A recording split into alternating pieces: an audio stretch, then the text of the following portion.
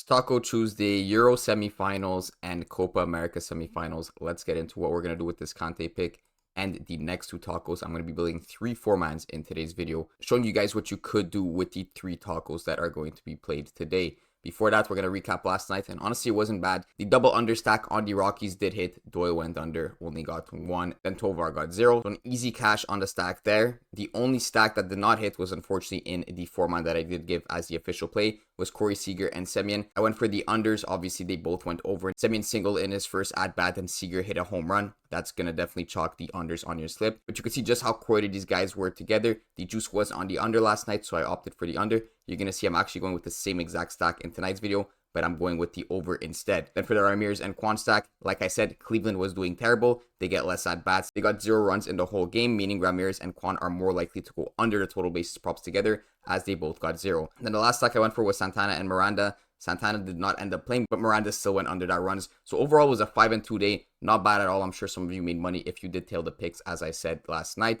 So let's get onto the board. We have this first taco I want to talk about, N'Golo Kanté. Of course, you want to be on this over 42.5 passes.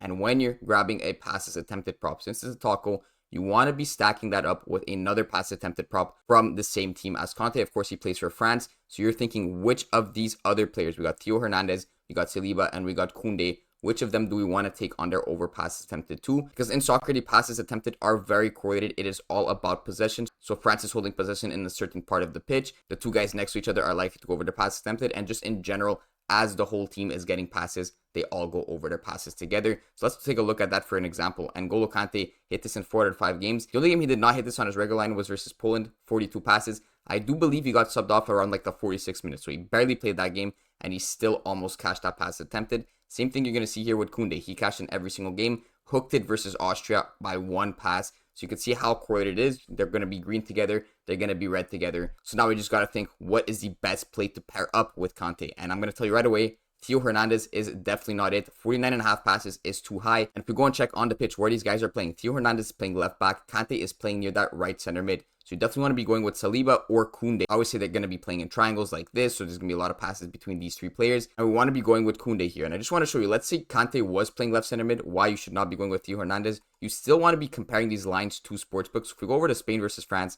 check the same game parlay and go over to passes attempted, you're going to see Theo Hernandez is actually set at 45.5 on Bet365.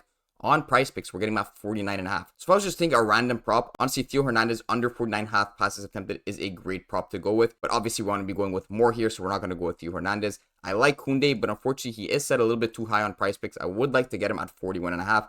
as he is on the other sportsbook. He is set at that on Bet365, but we are getting some passes of value compared to Underdog. He's set at 45.5. Honestly, Underdog does not know what they're doing with these passes prop. They're setting them too high, like 45.5 makes no sense. And I'll even show you another prop I went for, Laporte at 95.5 passes. Way too high. If we go and check him on Bet365, for example, he's set at 90.5, and his 95.5 is plus 137 towards the over. That means it's like a minus 190-ish line that we're getting on Underdog. Unfortunately, he did get bumped already, but if you guys do want to go grab him, I know a lot of you are on Underdog. He's set at 93.5 passes. I still think it's too high. Obviously, at 95.5, it was way better, but 93.5, I still think is a good take if you guys are on Underdog. Just to show you that they're not really too good at setting these passes attempted line. I'm not sure what they're doing. So I'm going to go with Koundé because he is playing on that same side of the pitch as Kanté. They're going to be playing along that right side. And Saliba is playing left center back. If we had Upamecano, I would be considering that, but he's not on the Prizepicks board. So I think Koundé is a good shout here. Unfortunately, we don't get him at 41.5, but I still think it's okay to correlate with this Kanté prop. Now, just to talk about the game state, there is pretty high likeliness this game does go to OT. I mean, this tie is set at plus 187. And in soccer, if you don't know, when you go to overtime, you get an additional 30 minutes. So the full game is 90 minutes. You're getting an additional 30 minutes of play, assuming Kanté is not getting subbed off. And assuming Koundé is not going to get subbed off. So that's a lot of opportunity for some extra passes. And there's pretty much like a 33-ish% chance that this game does go to extra time. I personally have the slight lean to Spain. And so do the odds here. Plus 170 for Spain. Plus 200 for France. I do think Spain could take it in 90 minutes. I don't see France taking this game. They have not been able to score throughout the whole tournament. I believe they have 1 own goal scored and 1 penalty shot. So they have been absolutely terrible. So I could see them playing for tie. And that would push it to extra time, giving some better opportunities for Koundé and Kanté to pass their line. Now for the third prop, it's sort of correlated with the passes attempted on France. We're going with Tchouaméni on his under 1.5 fouls. If you think about why this is correlated, if France does have possession of the game and are going over the passes attempted and clearing them easily, well then Tchouaméni is less likely to get fouls because when your team has possession of the ball, you're less likely to be getting fouls. it was the other way around, let's say Spain was really possessing the game, then Tchouameni's more likely to be getting fouls. So I do like his under 1.5 fouls as a sort of correlation play, but I mainly like him because of the juice on this play. If we go over to Tchouameni and we check his fouls on Bet365, you're going to see minus 150 juice towards the under, plus 110 on the over. So I mean, it's clear as day this is a great play on his under. I could even go and devig this for you. So minus 150 and plus 110 is 55.75% chance that he goes under that 1.5 foul mark, plus some slight correlation with the fact that we're going with the over passes attempted on France already. See something similar on underdog too, so I do like to see that. 1.1x multiplier on the over, 0.9x on the lower, which means of course they're paying us less for that lower, which means it is the correct play to be on Prizepicks. Now to end it off, I'm looking at the OddsJuice dashboard. We see Theo Hernandez here at the top, under 49.5 passes attempted, minus 138 and 58% likeness to go under. Like I said, I'm not going to be taking that because we're going with the overs on France. It would not make sense to throw in Theo Hernandez on his under. So we're going to go with the second best play right here, which is Laren. He plays on Canada. They are up against Argentina tonight in the Copa America semifinals. Go and check his game log. Last time they played Argentina, he got 1 shot. And every other game, he did get 2 shots to some much easier matchups here. Venezuela was the toughest one. Then there was Chile and Peru. But of course, Argentina is pretty much leagues above all these 3 teams, even though they have not been too great in this tournament. I do like Laren on his under 1.5 shots. And I mean, the juice tells you that it's a great play. 56% likeness that he goes under that mark. So this is going to be the first play, and I'm going to have 2 more for the other 2 tacos. So let's lock this one in and get right into those 2 other ones. So like I said in the beginning of the video, I'm going to be going straight back to Marcus Semien and grabbing his runs prop. Tonight we're going with the over, and I'm not going with the over because he hit this last game. I don't go with that recency bias. I don't look at the last 5, even though he has hit this in the last 5. I look at what the juice is telling me, and I'm going to show you the juice in a bit right after I go and throw in Seager on his over 2.5 hits, runs, plus RBIs. Now again, both of these guys are absolutely killing it, but I'm not taking the overs because they're killing it. I see that hitter finance score is decently popular here, 3.6k people on that. Probably on the over. I'm going with the same stack as last night. I said it's a very powerful stack. These guys are very likely to hit in the same direction. It means going under that runs, it's likely Seager is having a bad game, so they cash the under together, and vice versa if Semien's going over that runs. Seager's probably getting a home run right behind him, just like what happened last night. So you want to be on the double over or the double unders. Now, if we go and check the juice on both these players, this is exactly why I'm going with Seager on his over rather than his under. Last night, I went with his under, not to go against the grain or anything, but I showed you the juice was towards the under. I believe it was like minus 125 towards the under. And the sportsbooks know that he's been doing well. They've seen players have streaks. I know a lot of people don't like to go against batters that are kind of on a streak, like Shohei and stuff, who's kind of hitting homer after homer after homer.